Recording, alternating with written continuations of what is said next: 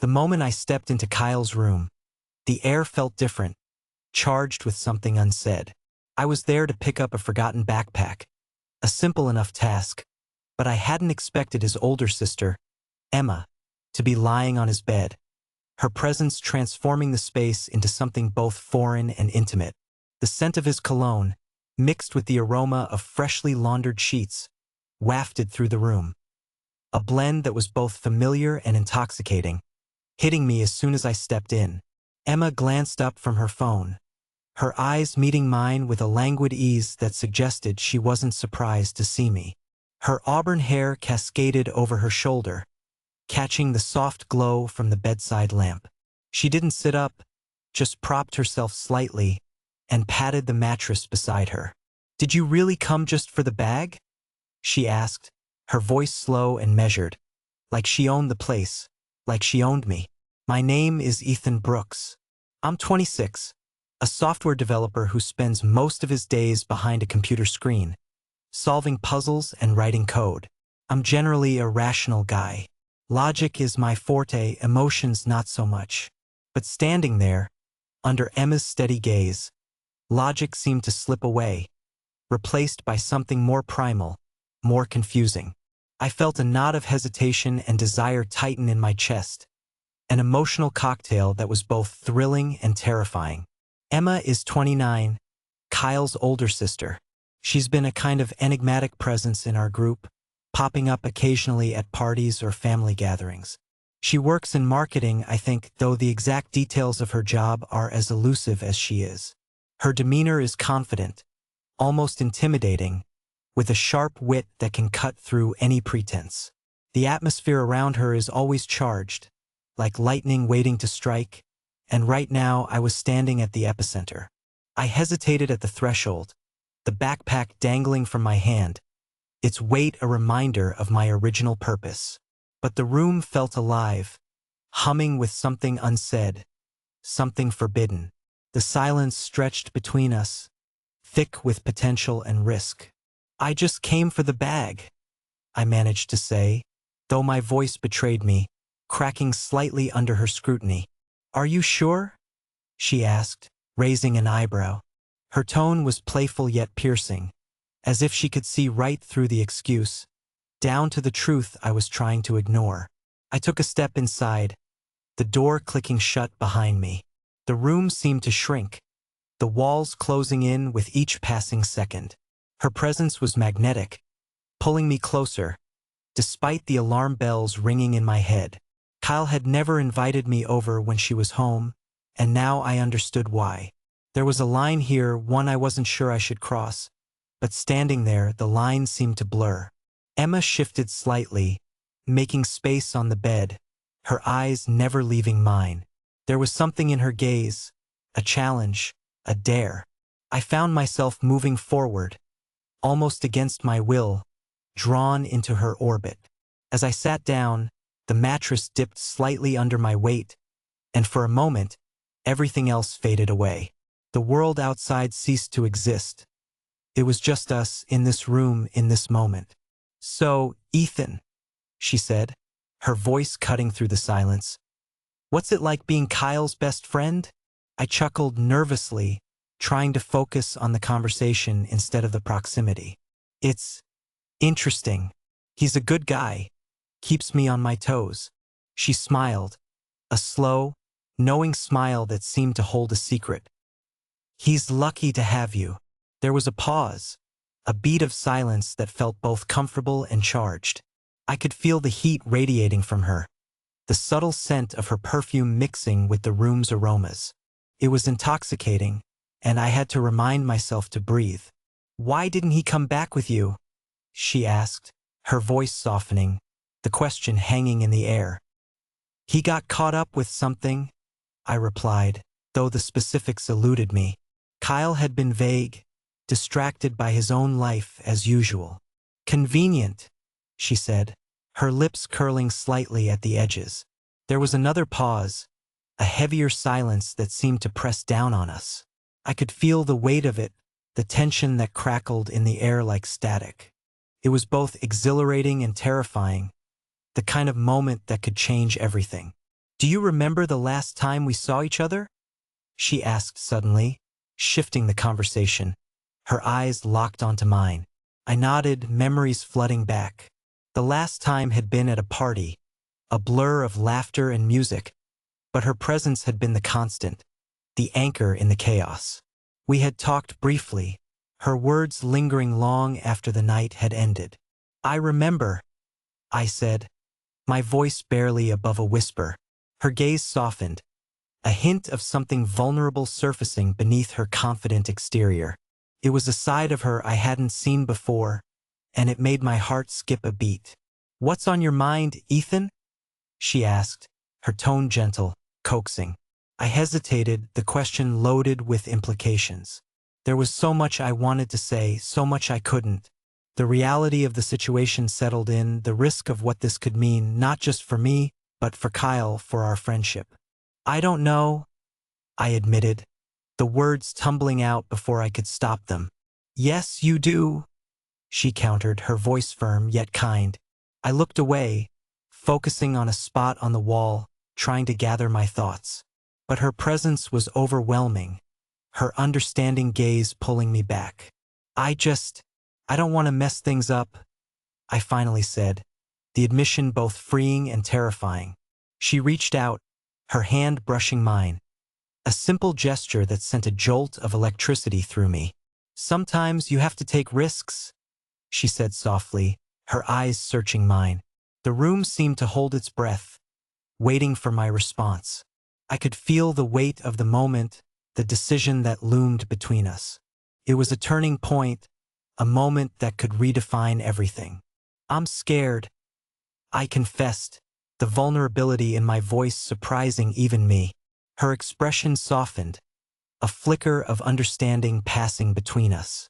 "So am I," she admitted, her voice barely above a whisper. The confession hung in the air, a fragile truth that tethered us together, despite the risks, despite the uncertainty. It was a new reality, a tentative connection that felt both exhilarating and terrifying. We sat there, the silence stretching between us, filled with possibilities. For the first time, I allowed myself to entertain the idea of something more, something beyond the boundaries I had set for myself. It was a leap into the unknown, a step towards a future I hadn't dared to imagine.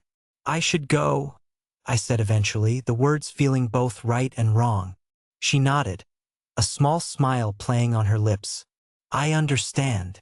As I stood, the room felt different, the air lighter, the tension replaced with something softer, more hopeful.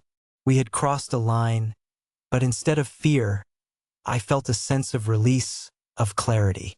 I picked up the backpack, the original reason for my visit now a distant memory. As I turned to leave, she stopped me, her hand gently catching my arm. "Ethan," she said, her voice steady, "this doesn't have to be the last time." The statement hung in the air, a promise, a possibility. I met her gaze, seeing the sincerity in her eyes, the openness of her expression. It was an invitation, a chance to redefine what this could be. I nodded, a silent agreement, a shared understanding. The future was uncertain, but for the first time, that uncertainty felt like an opportunity rather than a threat. As I stepped out of the room, the door closing softly behind me, I felt a sense of calm settle over me.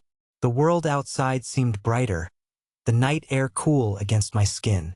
I walked down the street, the weight of the backpack a comforting reminder of the night's events, of the new reality we had forged.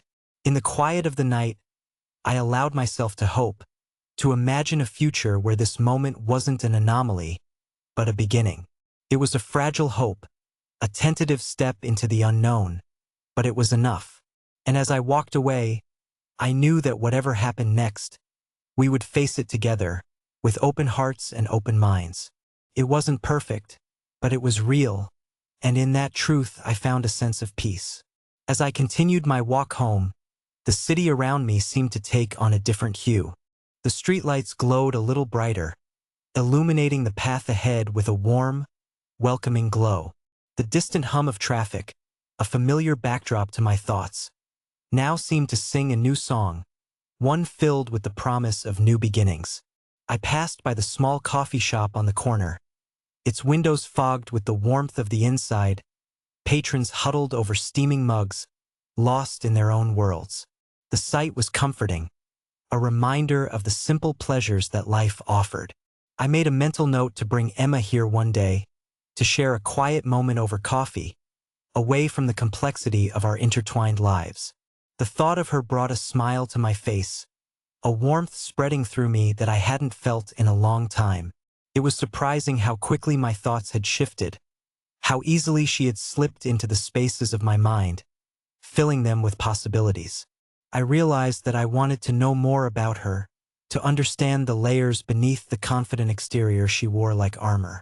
As I turned onto my street, I felt a sense of anticipation building within me. The night had opened a door, one I hadn't even realized existed, and the possibilities felt endless. The fear that had once gripped me was still there, a shadow lurking at the edges, but it was tempered by a newfound resolve, a determination to see where this path might lead. When I finally reached my apartment, the familiar creak of the door greeted me like an old friend. I dropped the backpack by the entrance and sank onto the couch, letting out a breath I hadn't realized I'd been holding. The room was quiet, the silence wrapping around me like a comforting blanket, allowing me to process the events of the evening.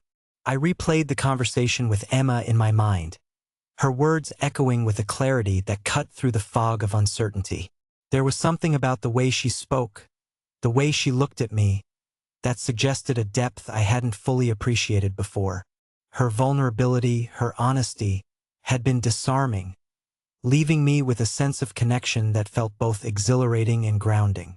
The truth was, I hadn't expected any of this. I had gone to Kyle's house with a singular purpose, a task that should have been straightforward and uncomplicated. But life had a way of surprising you, of throwing unexpected twists into the narrative, and this was one of those moments. It was as if the universe had conspired to bring Emma and me together, to challenge the boundaries we had set for ourselves.